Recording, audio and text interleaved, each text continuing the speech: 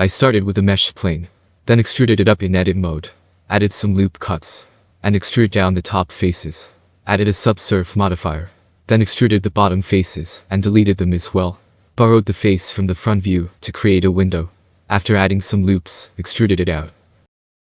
I duplicated the window and rotated it to create the door. After tweaking some of its vertices, I added a sphere with 8 rings, and made a doorknob out of it. Then in front view, added a plane, and added some loops to create a star kinda shape, added a subsurf modifier to it, and duplicated it to create one more.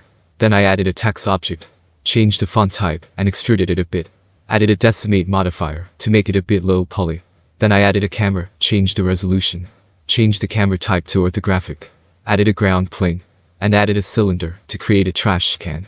I scaled it down, and for the trash inside, I added a cube, subdivided it, and turned up the fractal value. I am a lazy guy, so I copied some of the objects from a previous tutorial, and pasted it here. After making some adjustments with the scale and position, I added an icosphere with decimate modifier on, and duplicated it around to create some rocks. Then I duplicated the plant and placed it near all the rocks. I then added an area light, switched to render view, increased the power and size, moved the light up, and changed the engine to cycles. I then added materials to the scene objects.